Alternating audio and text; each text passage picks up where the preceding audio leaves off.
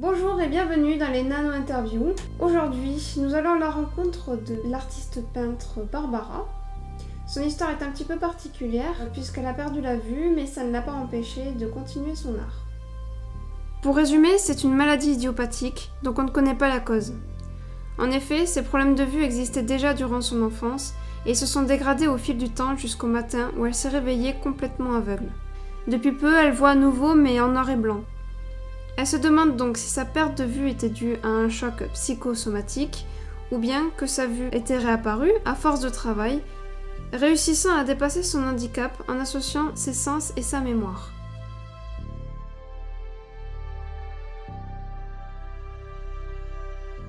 Depuis toute petite et dès que j'ai commencé à pouvoir avoir un crayon dans les mains, j'ai commencé à dessiner. C'était assez compliqué, disons que au tout début je faisais des proportions très particulières comme tout enfant. Oui. Et puis au bout d'un moment j'ai commencé à bien évoluer, j'ai commencé à pouvoir bien dessiner.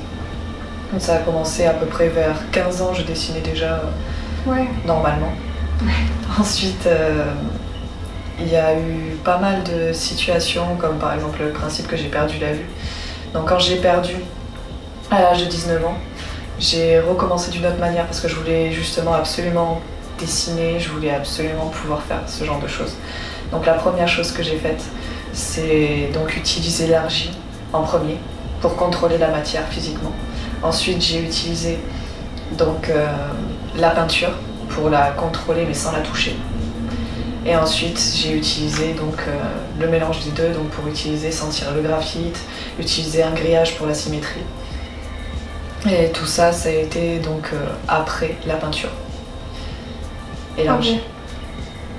Donc il y a eu plusieurs étapes. Une grosse procédure à faire. Ouais. Donc ça m'a pris vraiment beaucoup de temps, 2 ans.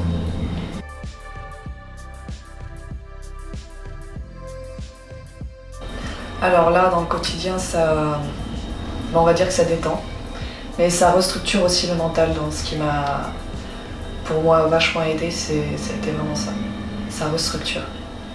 Chaque situation, chaque chose que j'ai pu faire, justement, m'a amené à faire d'autres choses, comme par exemple le blind tennis. À chaque fois que j'ai voulu faire des choses dans la sensation, je me suis retrouvée à avoir un développement beaucoup plus intéressant. D'accord.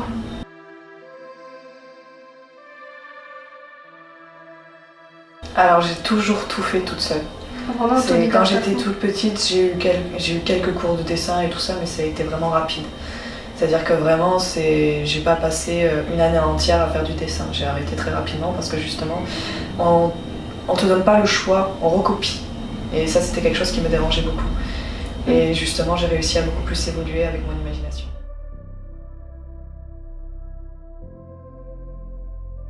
Ça me prend plus d'une journée, donc à faire celui-ci par exemple, il m'a pris une bonne semaine. J'ai pas fini de suite.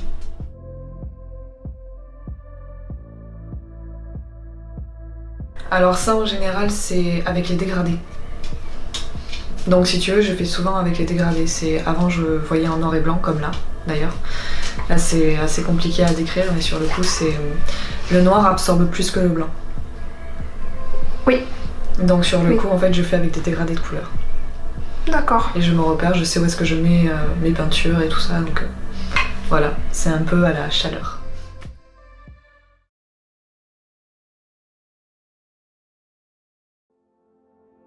Du coup, je voulais te tenir informé de mon interview que j'ai fait aujourd'hui. Tu sais, je t'en avais un peu parlé. Du coup, j'ai réussi à la faire.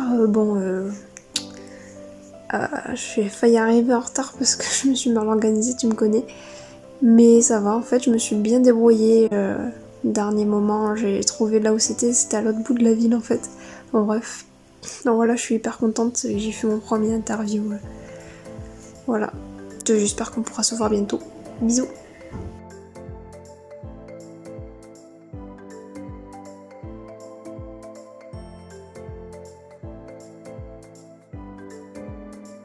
Allô? Du coup c'est Mathieu Shiva, c'est Chloé Roussel, on s'était parlé par mail. Donc tu sais je voulais faire une interview et je voulais savoir si dans la semaine ou la semaine prochaine t'avais des disponibilités et peut-être un week-end. Donc ça tire plutôt le mardi et le jeudi. Ouais, mais moi je suis court.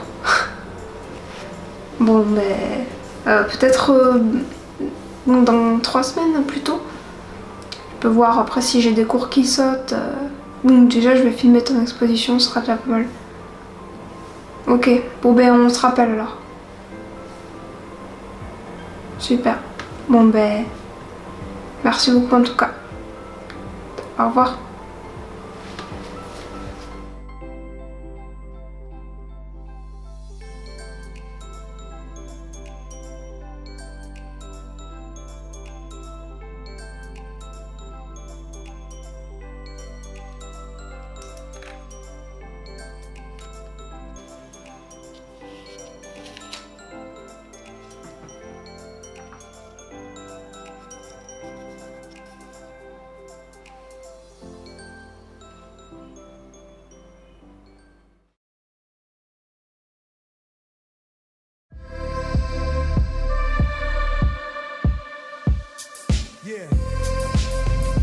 Et notre voyage se poursuit à l'exposition du sculpteur-dessinateur Mathieu Chiva.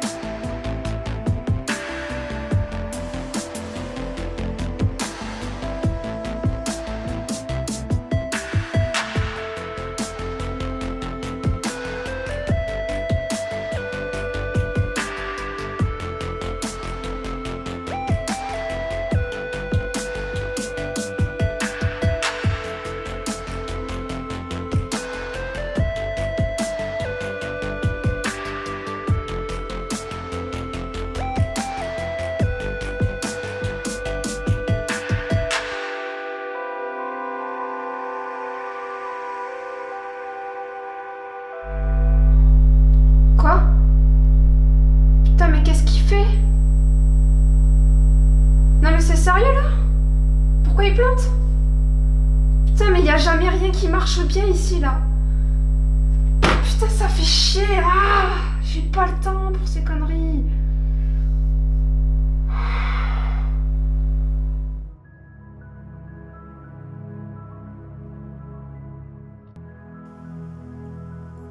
Je voulais savoir comment ça allait. Je suis un peu à plat en ce moment parce que j'arrive pas à bosser sur mes interviews correctement, plein de galères, enfin bref. Quand je marche dans la rue, je sais pas, je pense que c'est parce que j'angoisse sur les interviews, mais je ressens une présence derrière moi, j'ai l'impression de devenir tarée.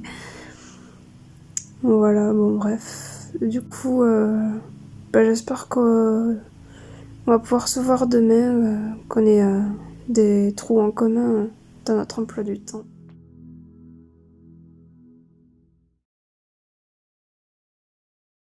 Oui, allô maman? Je voulais savoir comment tu travaillais vendredi après-midi ou soir. Ok, bah super, parce que je pense que je vais descendre pour le week-end. Je vais filmer dans l'atelier de papa et puis peut-être je vais faire une interview avec lui. Puis ça fait longtemps qu'on s'est pas vu, donc ouais, je te laisse t'occuper. Allez, bisous.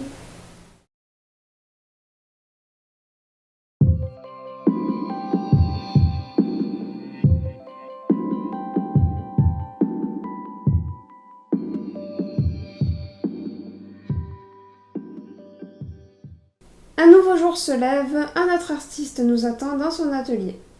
Et nous nous retrouvons dans le Tarn, dans un atelier de sculpture et de modelage. Alors ce n'est pas qu'un atelier de modelage et de sculpture, puisque j'utilise aussi du bois flotté. Et en fait, ce que je réalise, c'est comme des décors de théâtre. J'utilise aussi des tissus, de la corde, des os même. Donc du papier, qu'est-ce qu'il y a encore, tout, du fil de fer, du fer. Et puis après des racines, des branches d'arbres et de la peinture. Parfois je peins mes sculptures, ou je laisse brutes, ou je les vernis, enfin on peut voir tout autour de moi tout ce qu'il y a.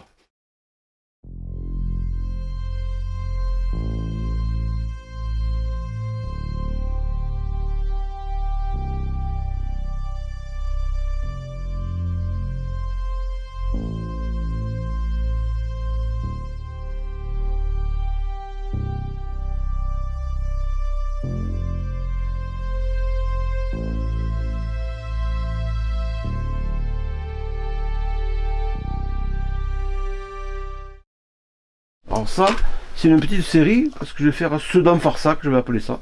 Celui-là, il a une belle histoire. Pas ce qu'il y a dessus, là. Dessous. C'est une planche comme ça. Et j'ai incrusté une tête dedans. Parce que ça me rappelle Game of Thrones. Les visages dans le truc, là. Dans les murs, voilà, c'est là ça. où elle va, la Voilà, petite. et ça m'a inspiré, puis j'ai fait ça. Après, je racontais des petites histoires. Bon, j'ai gardé j'ai fait des photos avec des...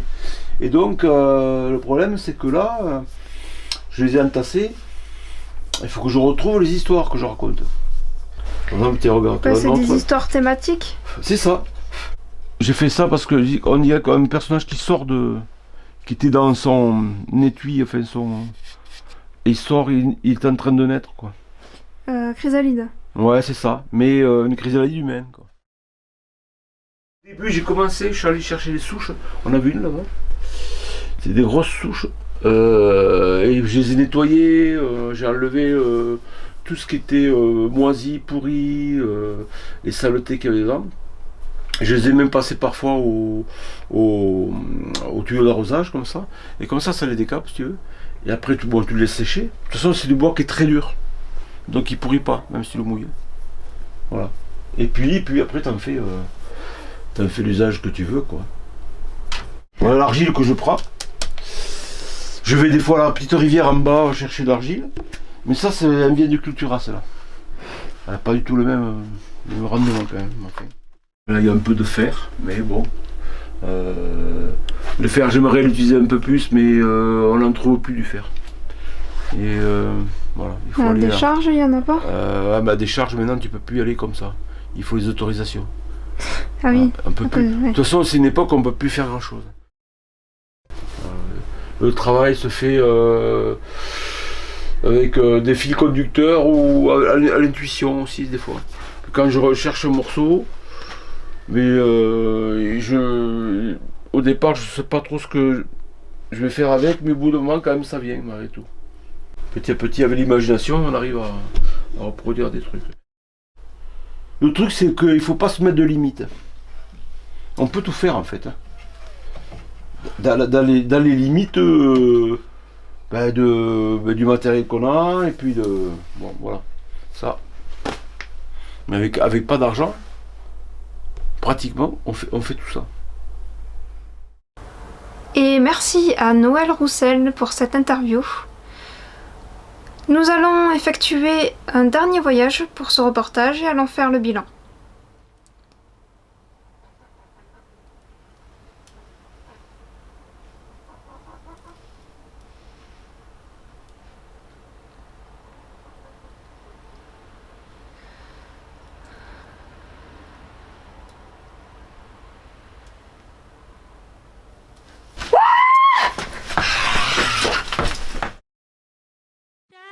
Je n'oserais m'élancer dans le vide, mais tant mieux si le vent me poussait dans le vide.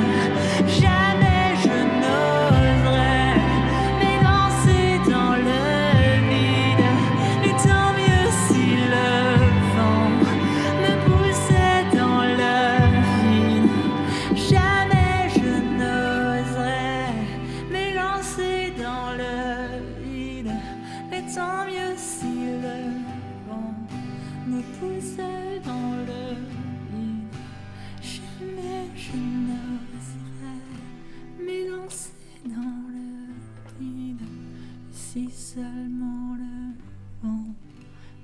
poussait dans le vide.